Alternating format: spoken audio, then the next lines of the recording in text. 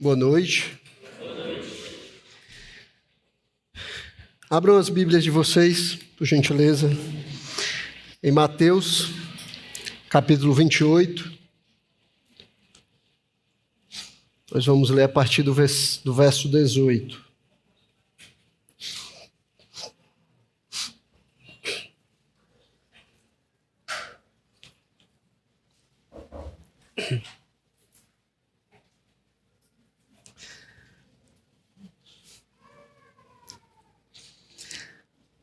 Diz assim a palavra do Senhor.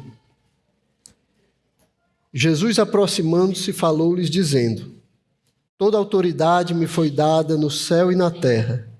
Portanto, vão e façam discípulos de todas as nações, batizando-os em nome do Pai, do Filho e do Espírito Santo, ensinando-os a guardar todas as coisas que tenho ordenado a vocês.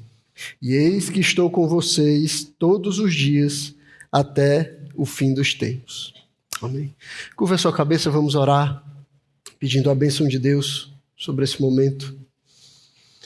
Santo Deus e Pai, nós estamos aqui reunidos, Senhor, para adorar o Teu nome, para Te louvar, render a Ti a glória, o louvor e a adoração que o Senhor merece receber, Pai.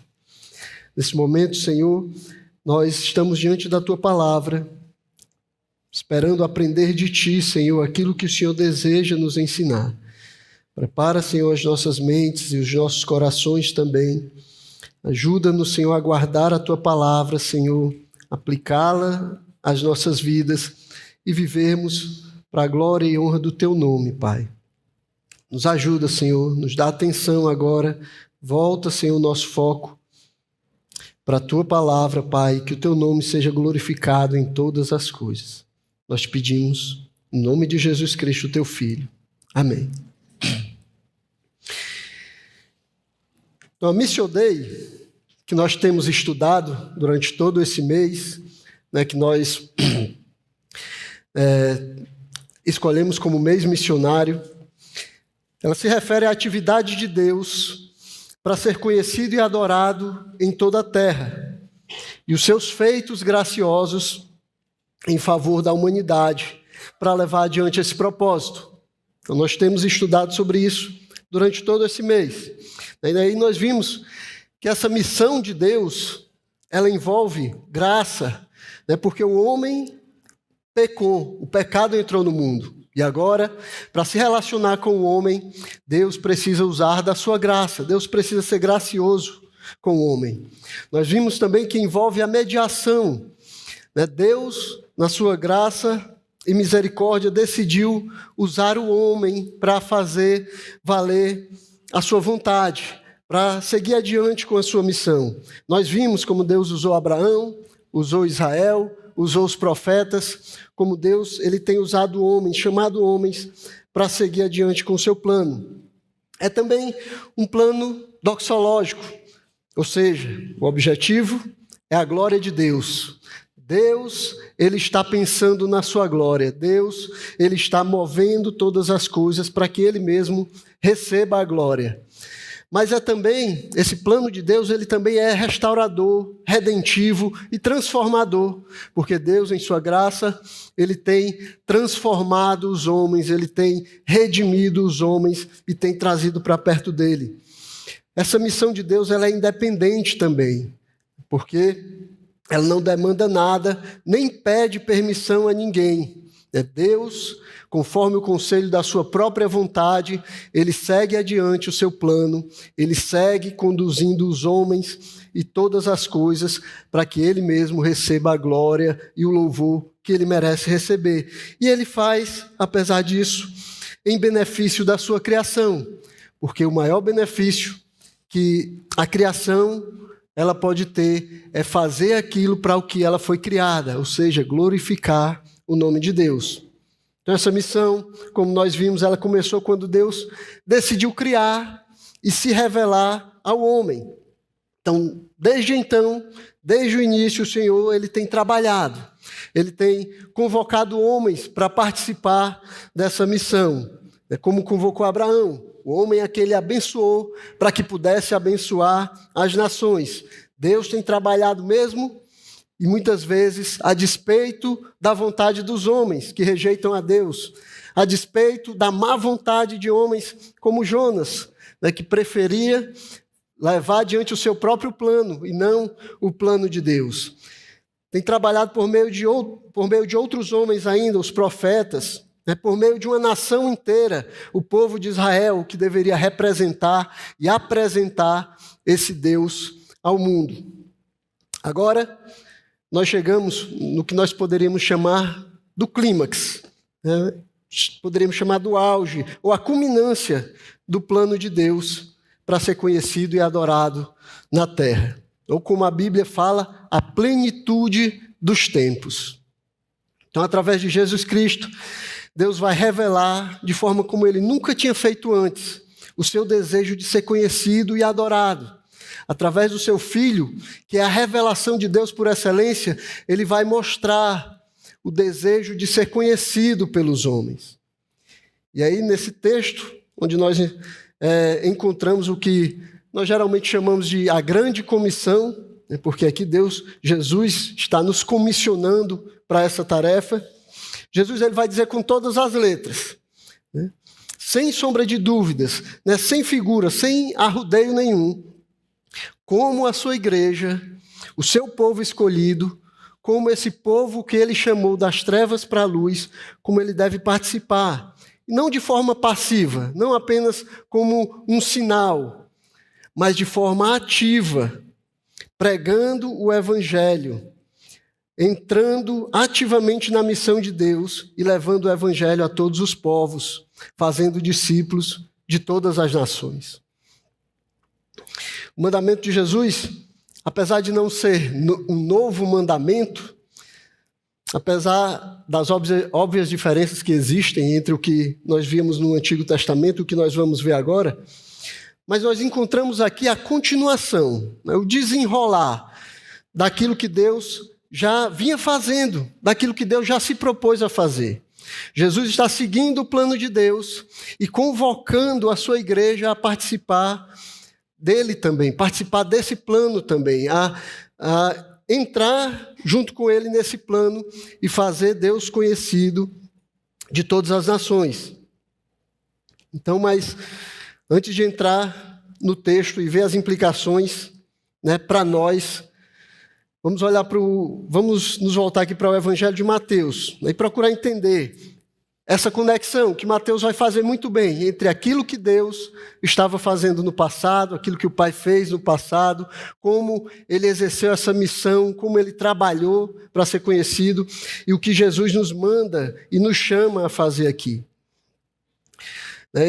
Mateus, nós sabemos, é o apóstolo publicano de Jesus, né? Aquele que cobrava os impostos, que Jesus chamou enquanto estava ali na coletoria de impostos. Um homem que era rejeitado pelos seus, né? Que era conhecido pelos seus como um traidor. Então ele escreveu esse evangelho para mostrar, para provar, para trazer evidências de que Jesus era o Messias esperado e que Deus ele não havia abandonado o seu plano de ser conhecido e adorado. Deus não tinha desistido de estabelecer o seu reino mediado pela humanidade. Deus ainda continuava seguindo o seu plano. E Mateus vai mostrar aqui, através dos capítulos do seu evangelho, como ele faz isso.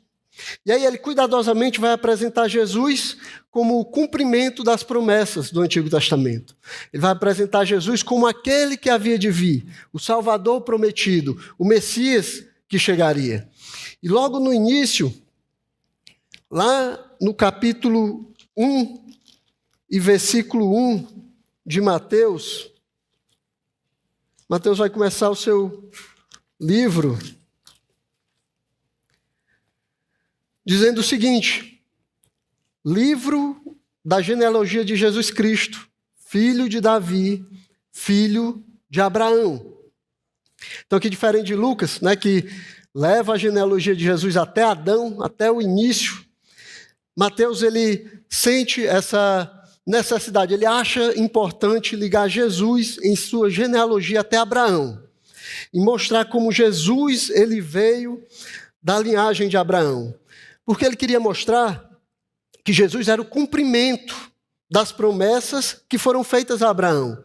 Jesus era a bênção de Abraão que iria transbordar para todas as terras, que iria transbordar para todos os povos. Ele queria que os seus leitores, os leitores do Evangelho, eles percebessem isso. Jesus está ligado com aquilo que Deus começou a fazer quando chamou Abraão. Então, quando liga Jesus a Abraão, Mateus está mostrando a continuação do plano de Deus. Ele não parou, Deus não desistiu, Deus não mudou de ideia. Ele continua seguindo a sua agenda e a chegada de Jesus Cristo é a prova disso. Deus continua seguindo no seu plano, continua seguindo como planejado. Jesus vem para provar e vem da descendência de Abraão para provar como Deus ainda está trabalhando. Em seguida, um pouco mais na frente, capítulo 2, nos versículos 1 e 2, Mateus vai relatar sobre os magos do Oriente que vêm adorar Jesus. Ele diz assim: tendo Jesus nascido em Belém da Judéia, nos dias do rei Herodes, eis que vieram os magos do Oriente a Jerusalém e perguntavam: onde está o recém-nascido rei dos judeus? Porque vimos a sua estrela no Oriente e viemos para adorá-lo. E é interessante, aqui a história, o registro dessa história dos magos que vêm adorar Jesus. Nós não sabemos como eles ficaram sabendo da profecia. Talvez Deus tenha se revelado a eles pessoalmente. Talvez Daniel tenha feito um bom trabalho pregando lá na Babilônia, no Oriente, e eles tenham vindo a conhecer a promessa e as profecias do Messias. Talvez eles tenham ouvido a profecia de Balaão, que falava da estrela de Israel. Talvez eles tenham conhecido a história de Abraão, dos patriarcas, do povo de Israel. O fato é que eles chegam ao conhecimento das profecias de Deus. E esses homens, eles creem em Deus e decidem participar daquilo que Deus está fazendo. Então Deus, na sua obra de se fazer conhecido, ele transborda a sua bênção para fora das fronteiras de Israel.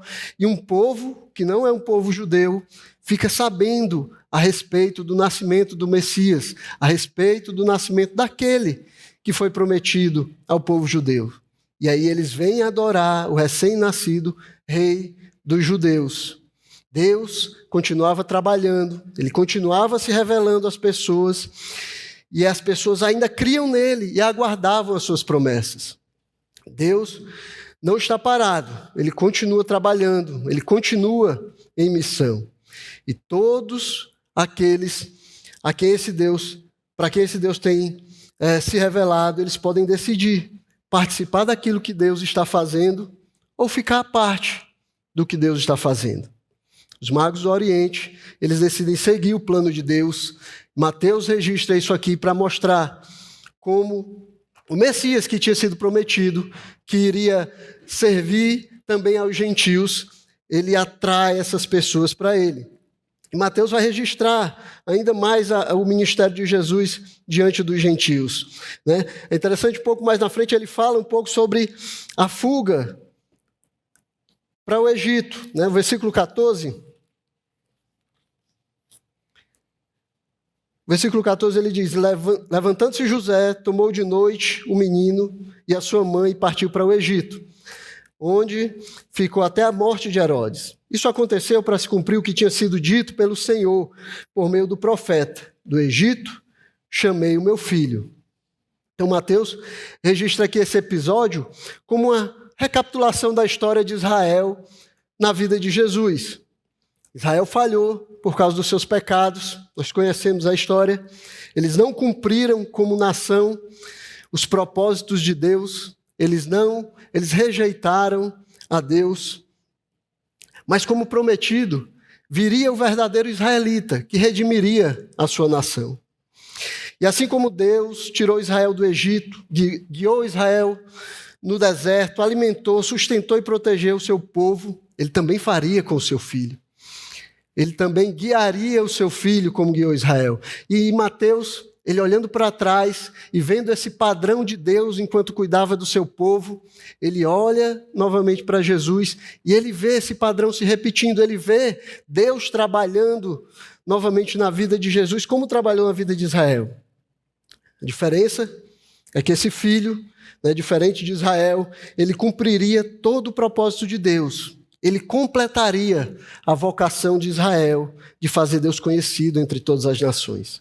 Ele seria o novo Israel, não porque substituiria Israel, mas porque redimiria o seu povo na sua missão. Ele completaria a missão que Israel não foi capaz de cumprir. E Mateus segue registrando a história de Jesus, e mais uma vez ele vai ligar Jesus aos gentios, citando o profeta Isaías no capítulo 4, versículo 14. Ele diz: isso aconteceu para se cumprir o que tinha sido dito por meio do profeta Isaías. Terra de Zebulon, terra de Naftali, caminho do mar, além do Jordão, Galileia dos gentios. O povo que vivia em trevas viu grande luz, e aos que viviam na região da sombra da morte, resplandeceu-lhes a luz. Mateus vai mostrar como o Messias, Jesus, como ele cumpriria a missão de ser luz para os gentios. Como ele cumpriria aquilo que foi prometido com relação aos gentios. E aí Mateus vai colocar vários textos do Antigo Testamento junto para confirmar o desejo de Deus de abençoar todas as nações. Pouco à frente, o versículo 25, ele diz: da Galileia, de Decápolis, de Jerusalém, da Judéia e do outro lado do Jordão, numerosas multidões o seguiam. Então as pessoas de fora de Israel, além das fronteiras de Israel, de alguma forma estavam abraçando o Messias, que o próprio Israel vai rejeitar. Então Mateus queria que os seus leitores vissem o ministério que o Messias teria para além das fronteiras de Israel, como ele abençoaria todos os povos. E aí ele registra as atividades de Jesus, os seus milagres, os seus ensinamentos, as suas parábolas, o seu ministério junto aos gentios. Tudo isso para mostrar que as coisas não estão acontecendo de qualquer maneira, não estão acontecendo à revelia, não estão acontecendo de qualquer forma. Existe uma linha traçada que está conduzindo todas essas coisas. Essa linha é o plano de Deus ao longo da história. Deus, ele está conduzindo a história para que as coisas aconteçam conforme a sua vontade, conforme o seu plano. Existe aqui um fio condutor, uma moldura que diz o que Deus está fazendo, por que ele está fazendo e como ele está fazendo. Então Deus, ele está em missão, ele está trabalhando para estabelecer o seu plano nesse mundo. Deus não parou. Como Jesus disse, o meu Pai trabalha até agora e eu trabalho também. Deus continua trabalhando. E o Senhor Jesus, ele vai aparecer dentro dessa moldura, dentro dessa linha, realizando milagres, fazendo o que havia sido prometido sobre o Messias, abrindo o caminho para aqueles que vêm do Oriente, para aqueles que vêm de longe, para aqueles que vêm de fora de Israel, como havia sido dito a respeito do Messias. Ele vem ligando a missão de Deus, que nós estudamos e temos falado no Antigo Testamento, que começou desde o início da sua criação, com aquilo que a sua igreja iria receber como missão, com aquilo que nós recebemos como missão, com aquilo que nós deveríamos fazer. Tudo está seguindo essa linha. Tudo está dentro do fluxo do plano de Deus, daquilo que Deus está fazendo nessa terra. Tudo está ligado. Deus estava trabalhando, conduzindo todas as coisas. E agora chegamos até nós. Jesus nos inclui, nos chama para participarmos também dessa missão. O povo de Israel, como nós sabemos, rejeitou o Messias. Eles decidiram rejeitar aqueles por quem eles diziam que aguardavam, aqueles que eles aguardavam há tanto tempo. E aí, por causa dessa rejeição, porque eles rejeitaram seguir o plano de Deus para as nações, rejeitaram aquele que tinha sido enviado por Deus, eles também vão ser rejeitados.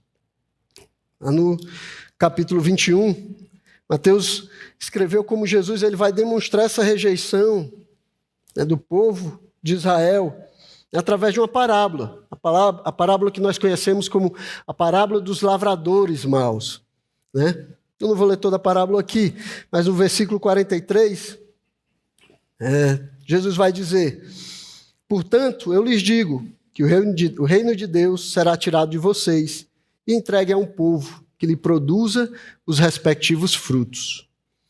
Então, os judeus, eles rejeitaram aquele que eles não podiam rejeitar, aquele que tinha sido prometido a eles, aquele por meio de quem viria a esperança dos judeus. Eles rejeitaram. E assim, eles perderam a oportunidade, como aqueles que abririam as portas do reino de Deus para todas as nações, como aqueles que mostrariam o reino de Deus às nações. Então, com a rejeição do evangelho do reino pelos judeus, ele agora vai ser passado a um povo que produz os respectivos frutos ao seu mestre. Então, a ordem agora é discipular. A ordem agora é ir mais à frente. A ordem agora é fazer de uma maneira mais profunda. Então, agora não é só ser um sinal para as nações. Não é só ser reconhecido como povo de Deus. A ordem é discipular as nações. É levar tempo servindo as nações. É levar tempo ensinando as nações a respeito daquele que foi enviado por Deus. Então, missões são as atividades do povo de Deus, as atividades que o povo de Deus faz em resposta à missão de Deus. Com o exemplo da missão de Deus, aquilo que Deus está fazendo. Esse texto que nós lemos, ele deve ser compreendido, então, à luz da Missio Dei, à luz da missão de Deus, à luz daquilo que Deus vinha fazendo, à luz daquilo que Deus continua fazendo nessa terra, de como Deus tem conduzido toda a história para que no fim ele receba a glória que merece. Então Jesus vem agora convocar a sua igreja, convocar o seu povo para continuar essa missão, para fazer parte dessa missão, para entrar naquilo que Deus está fazendo nessa terra e ministrar a todas as nações. A igreja agora é chamada não só a atrair as nações até ela, mas sair, ir em meio às nações e pregar o evangelho e fazer discípulos para aquele que foi enviado para salvar o mundo. E aí é assim que Jesus vai começar falando quando ele encontra com os discípulos. No versículo 18, ele vai falar sobre a autoridade que foi dada a ele para fazer esse requerimento. E ele diz que toda autoridade me foi dada no céu e na terra. Essa declaração que Jesus faz, ela é o fundamento da ordem para fazer discípulo de todas as nações. É aqui que nós devemos alicerçar. É por causa disso que nós devemos ir cumprir a missão que Jesus nos deu. Esse é o fundamento. A ele foi dada toda a autoridade nos céus e na terra. Ele é o detentor de toda a autoridade. Então, assim como Deus, o Criador de todas as coisas, o Senhor do universo, assim como ele estava em missão, assim como ele convocava os homens, abençoando os homens, dirigindo os homens, enviando eles para cumprir essa missão, agora Jesus Cristo, a quem foi dada toda a autoridade no céu e na terra, ou seja, a quem foi dada toda a autoridade no universo, está chamando a sua igreja para levar adiante a missão de fazer Deus conhecido a todas as nações. Assim como Deus estava em missão, Jesus agora está em missão. E ele requer ser conhecido por todas as nações, ser conhecido por todos os povos. E ele nos chama, ele chama a sua igreja para pregar o evangelho e fazer discípulos de todas as nações. E duas realidades que fluem dessa declaração de Jesus deveriam nos motivar a fazer discípulos, deveriam nos motivar a fazer missões, deveriam nos motivar a pregar o evangelho. E é o que tem motivado os servos de Deus ao longo da história. A primeira coisa que deveria nos motivar é que Deus, que Jesus Cristo, ele tem toda a autoridade para requerer que nós façamos isso. E é assim que ele começa dizendo, né? Toda a autoridade me foi dada, portanto, Por causa disso, porque eu tenho toda a autoridade, eu posso requerer de vocês, eu posso mandar que vocês vão e façam discípulos de todas as nações. Então, porque ele tem toda a autoridade, e se nós acreditamos que ele realmente tem toda a autoridade, nós deveríamos nos submeter a essa autoridade e cumprir o seu mandamento. Porque nós reconhecemos a autoridade dele, porque nós sabemos que ele é o Deus Todo-Poderoso, que controla todas as coisas, é que nós deveríamos nos submeter a ele, nos submeter ao seu mandamento e fazer discípulos de todas as nações. Mas será que nós compreendemos realmente o que isso significa? Será que nós temos entendido o que significa quando Jesus diz: toda autoridade me foi dada nos céus e na terra? Você entendeu que ele tem autoridade para requerer de você ou de qualquer um que faça discípulos para o nome dele? Então nós recebemos uma ordem, um mandamento do Senhor do universo, aquele a quem foi dada toda a autoridade no céu e na terra, para nós fazermos discípulo. Nós não recebemos essa ordem de qualquer pessoa, não é o pastor de vocês que está dando essa ordem para vocês, não são os missionários que dão essa ordem. Essa ordem não foi dada por aqueles que fizeram missões antes de nós. Essa ordem, ela é dada pelo Senhor de todo o universo, por aquele que tem autoridade, toda a autoridade no céu e na terra. Então nós temos diante de nós um mandamento que constantemente depõe contra nós. Esse mandamento está diante de nós e constantemente ele depõe contra nós. Toda vez que você decide não seguir esse mandamento, ele depõe contra você. Cada oportunidade que você perde de pregar o evangelho, esse mandamento ele depõe contra você. Cada oportunidade que você perde de anunciar Jesus Cristo, em cada momento em que você esquece que você é servo de Deus, é discípulo de Jesus Cristo, e por isso você está aqui nessa terra para fazer a vontade do seu Senhor, para pregar o evangelho de Jesus Cristo, para fazer ele conhecido de todas as nações, daqueles que estão ao seu redor, daqueles que vêm até você, daqueles que ele envia até você para ouvir o evangelho. A todo momento, esse mandamento, ele depõe contra nós. A todo momento nós estamos sobre o perigo de estarmos desobedecendo ao Senhor que tem autoridade, toda a autoridade no céu e na terra. Você está desobedecendo voluntariamente o ser mais poderoso do universo e provavelmente você nem está pensando no perigo que você está correndo enquanto você faz isso. Provavelmente nem veio à sua mente o quão perigoso é desobedecer àquele que controla todas as coisas do universo. Meus irmãos, Jesus Cristo, ele tem toda a autoridade. Ele tem autoridade para requerer de você, como servo dele, que você leve esse evangelho, que você faça o nome dele conhecido a toda a terra. Ele tem essa autoridade. Essa ordem, ela deveria nos fazer viver uma vida de discipulado. Vivermos uma vida de discipulado. E quando eu digo viver uma vida de discipulado, eu não estou dizendo que você marcasse todas as horas do seu dia para estar junto com alguém ensinando a Bíblia. Não, discipulado não é só isso. Discipulado é a maneira como o crente vive. Discipulado é a maneira como todos nós aqui que professamos o nome de Jesus Cristo deveríamos viver. Pregando o evangelho, fazendo as pessoas crescerem com a palavra de Deus, levando as pessoas a se tornarem cada vez mais parecidas com Jesus Cristo. Isso é viver uma vida discipulado, é entender que as nossas vidas, elas servem para fazer o nome de Deus conhecido. Então, você não é um advogado apenas. Você é um cristão, um servo de Deus que vive, que atua como advogado.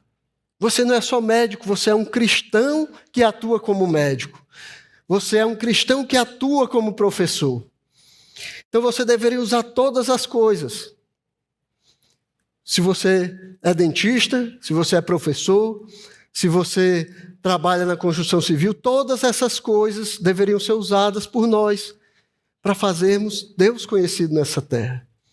Porque, antes de tudo, nós somos servos do Deus Todo-Poderoso. Então, toda a nossa vida deveria servir ao propósito de fazer Deus conhecido e adorado. Enquanto estudamos, enquanto trabalhamos, enquanto ajudamos, enquanto estamos aqui adorando, tudo nas nossas vidas deveria servir a esse propósito. Qualquer outra coisa que nós fizermos ou façamos deveria servir para trazer glória e honra ao nosso Deus. Porque Ele tem autoridade, Ele tem toda a autoridade para requerer de nós que vivamos nessa terra para fazer o nome dEle conhecido. Mas às vezes parece que não levamos essa ordem a sério, né? Parece que tratamos de qualquer maneira.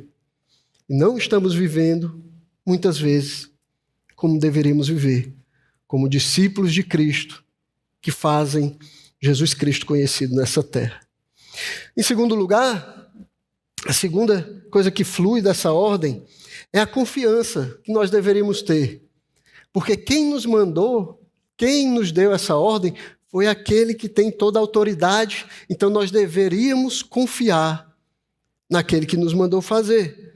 Por causa da autoridade de Jesus, nós podemos ter confiança de que nosso soberano Senhor tem o controle de todas as coisas, no céu e na terra. Você não está servindo a qualquer um. Você está servindo àquele que conduz todas as coisas, assim como Deus, como nós vimos Deus guiando todas as coisas, guiando os homens nessa linha da história para chegar àquele momento onde Ele é conhecido e adorado. Jesus Cristo, Ele tem autoridade para conduzir todas as coisas da mesma forma. Conduzir todas as coisas conforme o plano dele, embora muitas vezes nós tentamos sair e ramificações daquilo que Deus planejou tentem sair dessa linha que Ele traçou, Ele está conduzindo todas as coisas. Ele está afunilando todas as coisas para chegar naquele objetivo que Ele já planejou desde o começo. Isso deveria nos dar confiança para pregar o Evangelho, para falar de Jesus Cristo, aonde nós estivermos. No trabalho, na escola, em outro estado, em outro país, em um interior do estado onde há perseguição, em um país onde há perseguição. Isso, o fato de que Jesus tem toda a autoridade no céu e na terra, deveria nos dar confiança para pregar o Evangelho de Jesus Cristo. E esperar que o Senhor vai fazer aquilo que só Ele pode fazer no coração dos homens.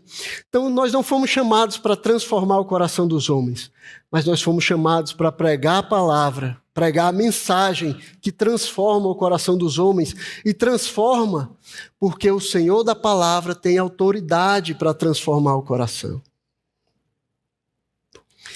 Confiar que Ele vai nos dirigir às oportunidades, aos meios, àqueles que Ele escolheu. Confiar que Ele vai conduzir todas as coisas, nos dá o que é preciso, inclusive os dons e as habilidades que são necessários para fazer isso, porque Ele tem o controle de todas as coisas. Confiar que Ele vai à nossa frente e que nós somos como aquele lavrador que planta a semente e vai dormir, e a semente cresce e ele não sabe como é que isso acontece, porque quem dá o crescimento é o Senhor. Então não importa o que planta nem o que rega, o importante é o Senhor que dá o crescimento, como Paulo disse. Lembra, essa missão é de Deus. Nós somos cooperadores com Ele.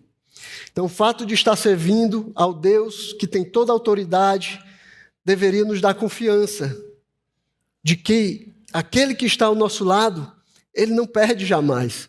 Ele tem toda a autoridade. Ele não vai perder. Nós estamos do lado que nunca perde. Jesus sempre vai vencer. Não é uma questão aqui de nós escolhermos entre dois lados que tem possibilidade de vencer. Não. Se você serve a Jesus, se você é discípulo de Jesus, você sempre vai estar do lado vencedor. Não importa as circunstâncias, não importa o que aconteça, não importa como você pode sofrer no meio disso tudo, não importa o quanto você veja essas coisas como fracasso, ainda assim elas são sucesso, porque nós estamos do lado daquele que conduz todas as coisas, que tem toda a autoridade. Não importa as circunstâncias, não importa quem vence a eleição, Jesus sempre vence. Jesus sempre conduz as coisas conforme a sua vontade.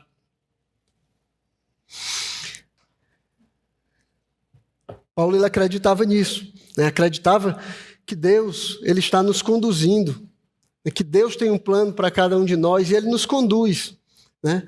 Seja em meio ao sofrimento, seja em meio à alegria, Ele nos conduz para o fim que Ele planejou para cada um de nós. É isso que Ele diz lá em Romanos 8:28. Sabemos que todas as coisas cooperam para o bem daqueles que amam a Deus, daqueles que são chamados segundo o seu propósito. Deus tem um plano e todas as coisas, não importa o quanto os homens achem que estão indo contra Deus, não importa o quanto eles queiram ir contra Deus, Deus está conduzindo todas as coisas para o fim que Ele preparou. Então, saber que Jesus tem toda a autoridade no céu e na terra deveria nos dar confiança para pregar o seu evangelho, deveria nos dar confiança para falar desse Cristo, para falar desse Senhor que veio a esse mundo, deu a vida por aqueles que creem nele, deu a vida para salvar aqueles que creem nele. Essa é a mensagem que nos foi dada para pregar, irmãos. E porque nós servimos ao Senhor que tem toda a autoridade, nós devemos pregar com confiança. Confiança de que o Senhor, Ele vai fazer aquilo que Ele planejou fazer. E que nós, como seus discípulos, somos cooperadores com Ele. Entramos naquilo que Ele está fazendo no plano dEle para essa terra. Então a ordem é fazer discípulos. Cooperar com a Missio Dei, cooperar com a missão de Deus para esse mundo. Fazer parte daquilo que o Senhor está fazendo nessa terra para a sua própria glória e para o benefício dos homens. Esse é o mandamento. Mas como fazer isso? O que nós temos que fazer? Como fazer? Jesus nos disse como nós deveremos fazer. Em primeiro lugar, Ele diz que nós devemos fazer discípulos batizando-os, né? Batizando, recebendo, inserindo os discípulos na nova comunidade daqueles que conhecem e adoram o Senhor. Esse batismo ele deve ser em nome do Pai, do Filho e do Espírito Santo. Ou seja, o nome de Deus deve ser colocado sobre aqueles que confessam a esse Deus como Senhor. Essas pessoas, elas devem ser conhecidas como seguidoras desse Deus. Elas devem ser conhecidas como aqueles que são discípulos do Senhor. Por isso eles são batizados em nome do Pai, do Filho e do Espírito Santo. Vocês lembram da bênção sacerdotal? Nós falamos aqui antes, que os sacerdotes de Israel eles ministravam ao povo de Israel. Eles diziam: o Senhor os abençoe e os guarde. O Senhor faça resplandecer o seu rosto sobre vocês e tenha misericórdia de vocês. O Senhor sobre vocês levante o seu rosto e lhes dê a paz. Eles constantemente falavam: o Senhor, o Senhor, o Senhor. E Deus vai dizer aos sacerdotes que quando eles ministravam sobre o povo essa bênção, eles estavam colocando sobre eles o seu nome. No versículo 27 ele diz: assim os sacerdotes porão o meu nome sobre os filhos de Israel e eu os abençoarei. Eles estavam colocando o nome de Deus sobre aquele povo. Então os sacerdotes declaravam que o povo era propriedade particular, propriedade peculiar, propriedade de Deus, quando eles abençoavam, quando eles colocavam o nome de Deus sobre eles. Assim também no batismo, nós declaramos que somos servos do Deus que nos salvou.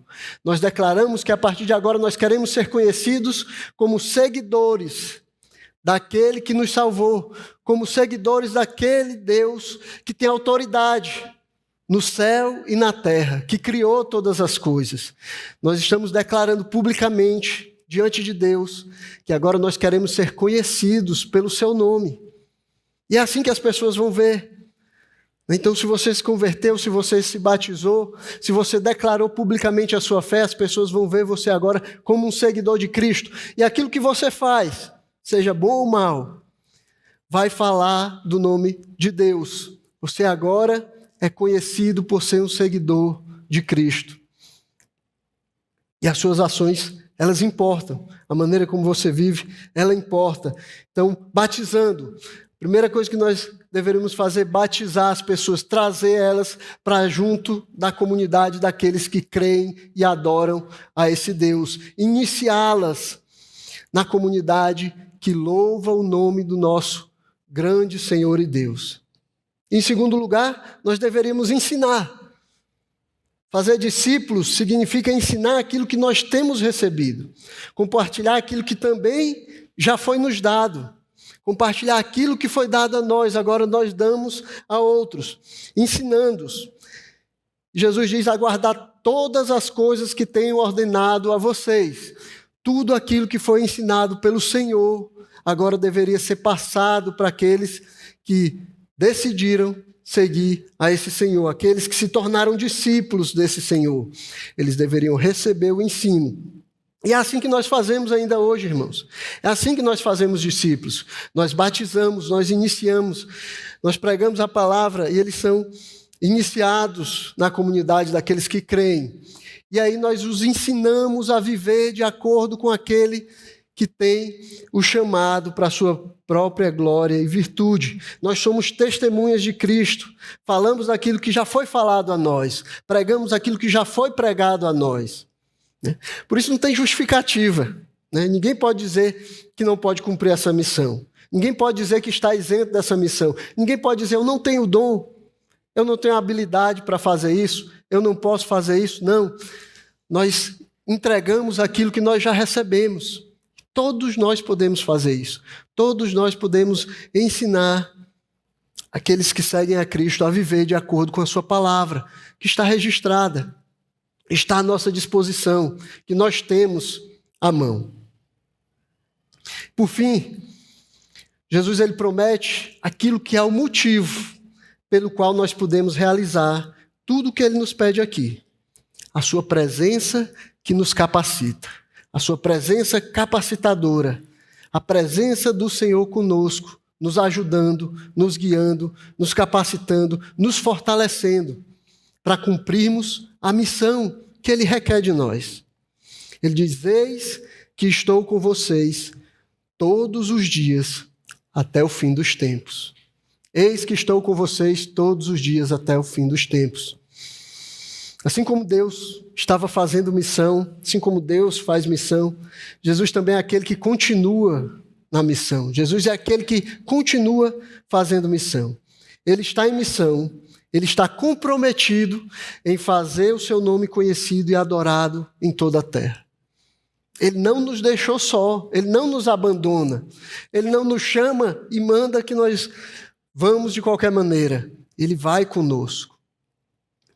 E aí ele convoca a sua igreja, o seu corpo, para participar daquilo que está fazendo nessa terra, para participar daquilo que ele está fazendo nessa terra, que ele está fazendo com os povos dessa terra. Mas ele não nos deixa sozinho. A sua promessa é que ele estará conosco, e estará conosco todos os dias até a consumação dos tempos, até o fim dos tempos. Então a presença de Jesus conosco é o único meio pelo qual nós podemos cumprir essa missão de fazer discípulo de todas as nações. Meus irmãos, essa missão ela é impossível para nós. Nenhum de nós pode cumprir se não for a presença do nosso Senhor conosco. Se não for Jesus indo conosco, se não for Ele nos capacitando, nos dando dons, nos dando habilidade, nos dando ousadia, nos dando coragem, nos motivando a fazer isso. Nenhum de nós aqui, naturalmente, tende a fazer essa missão. Nenhum de nós está inclinado a cumprir essa missão. Mas o Senhor que está conosco, todos os dias, até o fim dos tempos, Ele está nos empurrando, Ele está nos levando, Ele está nos conduzindo para nós fazermos essa missão. E nós só conseguimos, nós só fazemos, nós só conseguimos alcançar o mundo todo porque Ele está conosco. Então a nossa meta está aí, naquele mapa, é o mundo inteiro. A nossa meta é o mundo inteiro. Se tivesse alguém fora do mundo, seria essas pessoas fora do mundo também. A nossa meta é o mundo todo e isso só pode ser feito com a presença capacitadora de Jesus. Com Jesus conosco, nos guiando, nos ajudando a fazer aquilo que Ele requer de nós. Então, do que adiantaria? Do que adiantaria toda a autoridade de Jesus se essa autoridade não estivesse disponível a nós? Se Ele estivesse lá longe, no seu trono, se Ele não estivesse aqui com a gente? Que confiança nós teríamos de fazer aquilo que Ele nos mandou, se Ele não estivesse aqui com a gente? Mas a promessa dEle é que Ele está conosco todos os dias, até o fim dos tempos. E só por causa disso, nós podemos seguir adiante. Nós podemos seguir cumprindo a missão que Ele nos deu.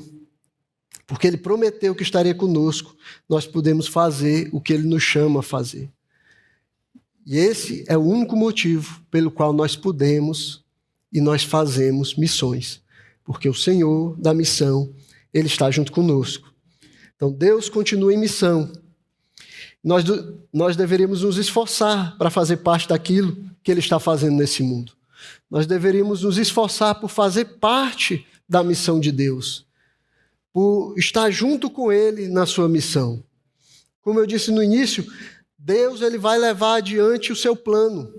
O objetivo de Deus de ser conhecido vai se cumprir, vai se concretizar. Um dia, todo joelho se dobrará. Um dia, todos aqueles que creram ou que não creram verão a Ele e se dobrarão diante dEle. Deus vai levar adiante o seu plano. Mas nós temos que perguntar: nós vamos fazer parte daquilo que Deus está fazendo nessa terra? Nós seremos parte disso, nós chegaremos diante dEle e ouviremos as palavras: bem-vindo, servo bom e fiel, entra no gozo do teu Senhor. Ou nós vamos escolher ficar à parte daquilo que Deus está fazendo nessa terra, fingir que nada está acontecendo, fingir que tudo que nós temos é esse mundo, fingir que tudo que nós temos é esse tempo aqui, sem lembrar do nosso Senhor, que nos deu a missão de irmos e fazermos discípulos de todas as nações, para que o seu nome seja conhecido e ele seja adorado. Amém? Então, meus irmãos, nós temos que decidir. Nós temos que decidir firmemente nos colocarmos diante de Deus naquilo que Ele está fazendo nessa terra.